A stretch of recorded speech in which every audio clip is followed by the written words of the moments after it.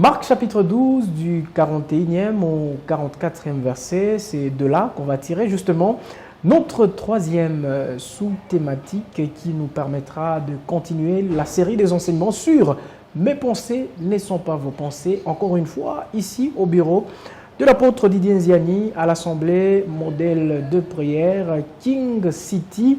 Allez, nous allons encore une fois de plus passer de bons moments dans la présence du Seigneur tout en continuant ce qui a été amorcé par le serviteur de Dieu qui est déjà avec nous. Apôtre, bonjour et bienvenue. Bonjour, monsieur Lonchi, merci beaucoup. Alors, apôtre, aujourd'hui, il est question de parler de l'offrande de la veuve, comme je le disais à l'entame de cette émission, un sous-thème que vous avez tiré dans le livre de Marc, chapitre 12, du 41e au 44e verset. Tout à fait. On aura le temps de décortiquer et même d'en parler, mais présentement, j'aimerais qu'on revienne un tout petit peu sur les deux émissions passées. La première, c'était sur comprendre Ésaïe 55 et la deuxième, du 8e au 9e verset. La deuxième émission a tourné sur les standards du choix des Samuel et des dieux.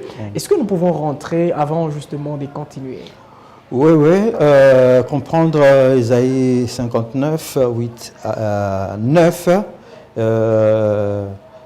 nous fait voir que l'Éternel ne pense pas comme nous. Sa façon de voir, ses standards, ses choix, ses avis, son évaluation, appréciation est différente de nôtre et que celui qui se réclame du Seigneur doit s'élever à la hauteur des standards de Dieu. Et nous avons vu les cas pratiques dans notre deuxième émission où nous avions parlé des standards du choix du prophète Samuel qui étaient différents des standards du choix des dieux. Il voulait choisir selon ce qui frappe ses yeux. Bref, selon les apparences extérieures. Il regarde la veste, il regarde les muscles, il regarde tout ce qu'on peut avoir comme apparence extérieure. Et Dieu est intervenu pour lui faire voir que, attention, si je dois essayer de le placer dans un certain contexte, étendre la réaction du Seigneur. Attention Samuel, stop, tu ne dois pas se baser sur ces genres d'éléments, ces genres de facteurs pour faire ce choix. Parce que tu es mon prophète, tu travailles pour moi, tu dois t'élever à la hauteur de ma façon de voir des choses, de mes standards. Moi, je ne regarde pas à ce qui frappe l'œil, je regarde au cœur, à la personnalité, aux valeurs que porte la personne. Vous voyez? Donc, c'est là qu'était notre émission. Et il a rejeté le choix de Samuel. Il a rejeté parce que, Eliab, parce que, c'est vrai, il avait les muscles, mais il y avait peut-être un problème dans sa moralité, dans sa personnalité, dans ses valeurs. Et Dieu ne pouvait pas le prendre pour diriger Israël. Il fallait plus que ça. Il dit à Samuel, il ne faut pas regarder comme ça. C'est là où ça montre que nous, serviteurs de Dieu, ce prophète, nous devons nous élever à la hauteur de ces standards. Nous ne devons pas faire de choix, prendre des décisions selon nous, mais selon chercher la volonté de Dieu, à chercher la pensée de Dieu. Amen. Alors on va justement rester avec vous puisque vous avez encore la parole. Ouais. On vous la laisse et puis vous allez justement rentrer un peu dans la définition du mot offrande. Qu'est-ce qu'on entend par là? Qu'est-ce qu'on comprend justement par celui-ci? Oui. Avant d'ailleurs d'aller dans la définition, donc je dois faire un lien. Allez-y. Du premier jour au deuxième. Du premier jour, on a un sujet, la pensée de Dieu ou ses standards ou sa volonté. Deuxième jour et aujourd'hui, nous sommes en train de voir des cas pratiques d'expression de cette pensée, de sa façon de voir. Qui n'est pas la nôtre. Oui, qui n'est pas la nôtre. Et le cas de la veuve n'est pas choisi à dessein. C'est encore une opportunité où le Seigneur a voulu que cela soit enregistré pour que nous puissions comprendre sa philosophie. Nous ne regardons pas la même chose. Alors, puisque ça parle de l'offrande, l'offrande c'est un acte de reconnaissance à Dieu. Bref, c'est un don volontaire qu'on fait à Dieu. Don volontaire. Oui, un don volontaire. Mais ça traduit un axe de reconnaissance vis-à-vis de Dieu. Si nous rentrons dans ses fondements, depuis que Dieu marche avec le peuple d'Israël, il y a plusieurs opportunités où il leur a demandé de faire volontairement. Même pour construire les tabernacles, il devait apporter, faire de dons, des choses qu'il a indiquées. Il a insisté, vous le prendrez que de la main de ceux qui vont le faire de bon cœur. C'est-à-dire qu'il ne doit pas avoir de contraintes dans ça. Les gens doivent donner librement. Il s'agit des offrandes. On parle d'un don. Chacun décide lui-même du montant, de quoi il va apporter. Nous ne parlons pas des offrandes. On n'a pas besoin d'entrer dans des détails du rôle, etc. Peut-être à une autre émission, on peut toucher cela.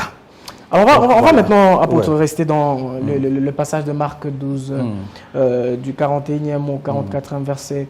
On voudrait un peu que vous puissiez remettre ce passage dans son contexte, pour qu'on essaie de comprendre justement de quoi il est question tout au long pratiquement de ces 3 versets, je crois. 41, permettez 42, que je les lise comme ça. Jésus s'étant assis vis-à-vis du tronc ou du panier des offrandes, regardez comment la foule y mettait de l'argent. Plusieurs riches mettaient beaucoup. Il vint aussi une pauvre veuve, elle y mit 2 petites pièces, faisant un quart de sou.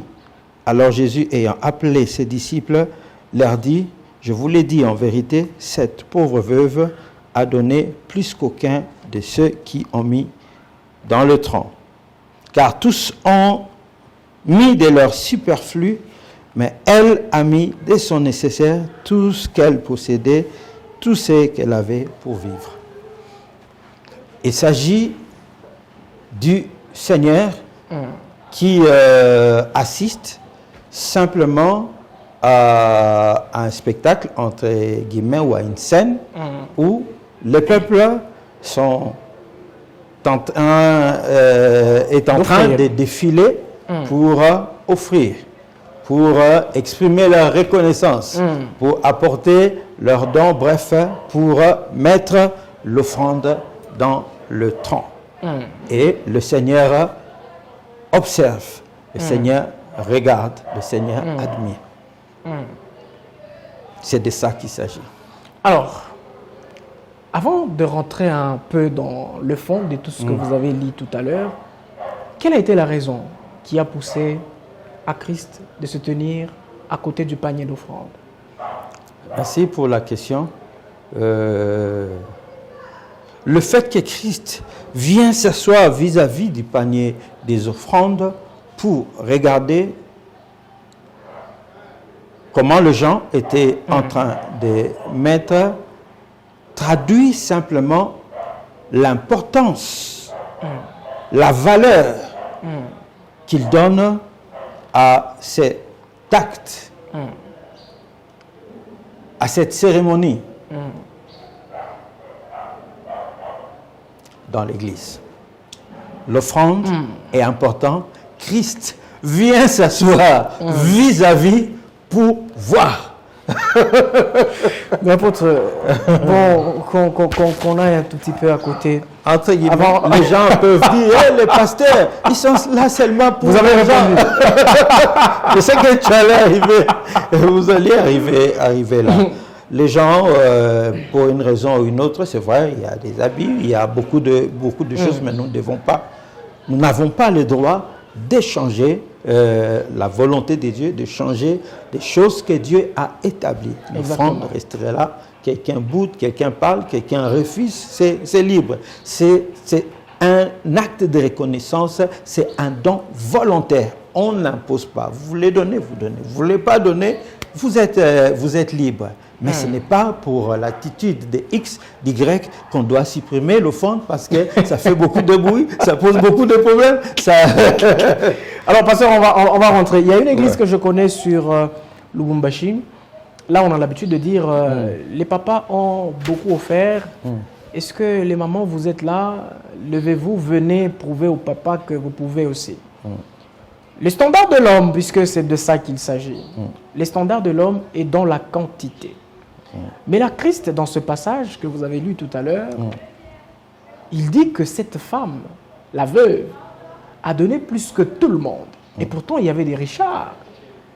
Il y avait des gens qui ont offert beaucoup de pièces que la femme. En quoi est-ce que l'offrande de la veuve était plus valeureuse aux yeux du Seigneur que l'offrande des autres? Pour placer un meilleur détail dans votre question, je ne dirais pas que les standards des dieux, ce n'est pas dans la quantité. Moi, je ne dirais pas ça. Exactement. Je dirais plutôt, les standards des dieux, c'est la qualité. La quantité est inclue dans la qualité. La quantité, qu'elle soit grande, qu'elle soit petite, doit atteindre la qualité. Merci apôtre. Dieu n'est pas contre merci pour ce détail, très important. Donc, il aurait fallu que vous le placiez comme ça. Alors, dans le cas de ces textes, malheureusement, il y a eu des gens qui sont passés pour mettre beaucoup, mais il n'y avait pas la qualité. Même cette quantité-là, c'était une quantité relative, que peut-être les gens pouvaient trouver qu'ils ont mis beaucoup. Un milliardaire qui vient dans un culte, il sort $50, il sort $100 pour mettre dans le panier de... On peut même dire même $500. Insignifiant. Pour mettre papier. C'est insignifiant. C'est moi qui peuvent dire waouh, waouh.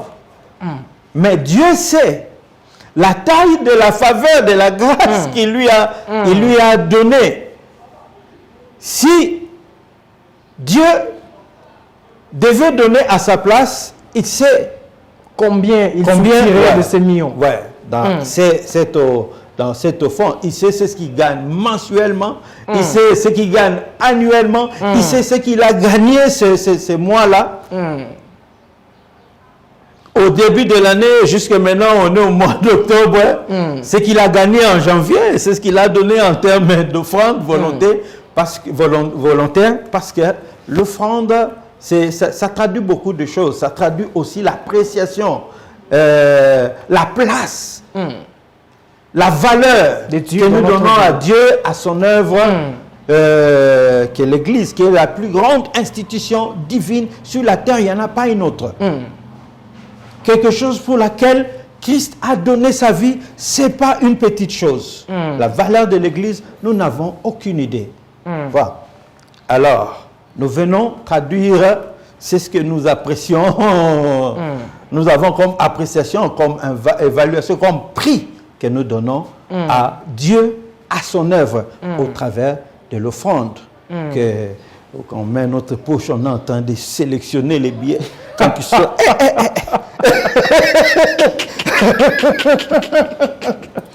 On va déjà séparer par moment. Les sangs et les points d'autres versets dans lesquels, parce que par mégarde, on a vu que c'est Franquin. Seigneur. Et puis... bon, on sort 20 000. Ouais, 20 000 peut-être, c'est même beaucoup. Il y a beaucoup d'expressions de notre égoïsme, de notre ingratitude qui s'exprime, se traduit devant, c'est ce que nous faisons devant les paniers de offrande. C'est un carrefour d'évaluation. Ce n'est pas par hasard que le Seigneur vient se mettre là. Alors la veuve, parlez-en un tout petit peu. Voilà. La veuve est venue, il n'a pas donné grand-chose, tous les détails que le Seigneur nous donne. Je peux ouvrir une petite parenthèse rapidement. Devant Dieu, il n'y a pas de riche, il n'y a pas de pauvre. Parce que comment ça? L'or et l'argent, là, quel montant tu vas donner qui va impressionner Dieu? Tu es né nu.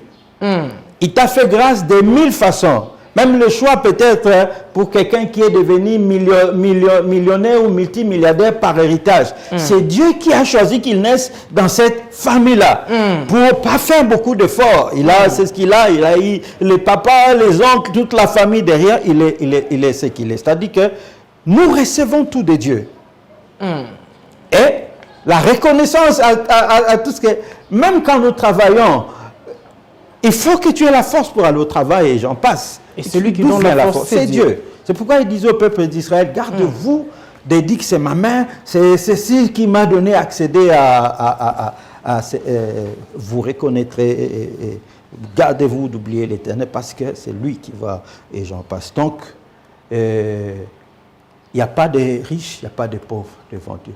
Il a un étalon de mesures qui sait mesurer tout le monde.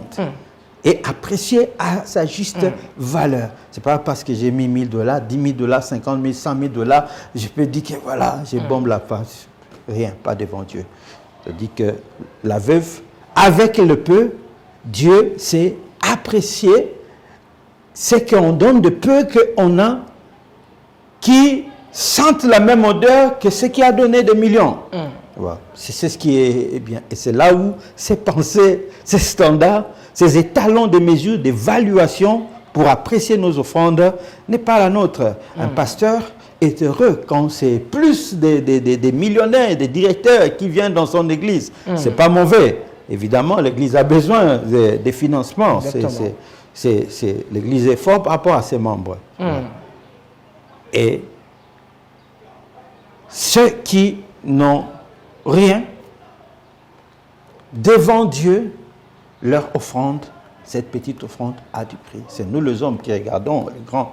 Et qui disons que c'est petit. Mais c'est pas Dieu. C'est-à-dire que notre comportement, notre attitude vis-à-vis de ces gens-là ne doit pas être fonction des montants qu'ils donnent. Autant que le cœur du Seigneur n'a pas réagi en fonction de... Les riches ont donné beaucoup, mais ils savaient que c'est rien. C'est ce qu'ils ont donné par rapport à la grâce qu'il leur a fait. C'est lui qui fait grâce, il sait mesurer la grâce qu'il a fait à chacun. Il sait savoir ce que je peux attendre de celui-là. S'il me considère un dimanche, lui là, un minimum qu'il peut donner, c'est ça. Mais quand l'écart est trop grand, même si tu as donné plus que tout le monde à l'église, c'est le pasteur qui va réagir d'une certaine façon, donner des privilèges, donner les postes, autant d'erreurs, je peux même dire des bêtises que nous faisons dans ce que nous sommes séduits par rapport et c'est pourquoi... Ça frappe le regard.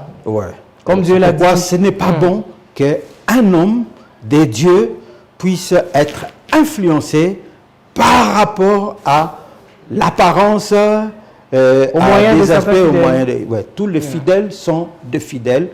Ce sont des âmes qui ont besoin d'un encadrement de la grâce de Dieu, etc. Les riches comme les pauvres. Et puis, c'est Dieu qui sait que tu peux négliger aujourd'hui.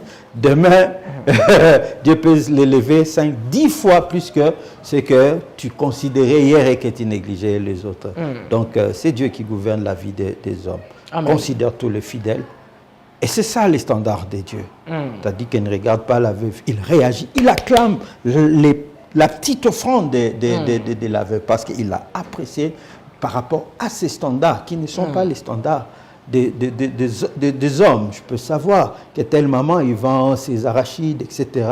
Mais s'il peut donner dans l'enveloppe, il donne ça comme offrande, il y a lieu même de l'appeler maman, merci, je suis beaucoup touché, je sais que c'est ce que tu fais, tu ne gagnes pas beaucoup, mais je me sens encouragé par rapport c'est ce que la réaction du Seigneur, c'est ça. Et s'il appelle, il pouvait le garder, mais s'il appelle les disciples, il dit, vous avez vu, c'est un enseignement qui donne à ses disciples. Et dans la suite, dans les épîtres, il y a pas mal d'exhortations où nous ne devons pas regarder un riche, il vient vous lui donner une place de choix, et un pauvre qui a dit, toi, tiens-toi là-bas. Tout ça, ça nous amène dans les standards de Dieu, et plus loin, dans la façon dont on doit gérer les fidèles, et beaucoup de choses comme ça, j'en parle. Allez, l'offrande de la veuve a fait objet de notre troisième numéro. Avec l'apôtre Didier Nziani, nous sommes toujours dans cette série des enseignements qu'on va poursuivre et continuer dans le prochain épisode. Au revoir.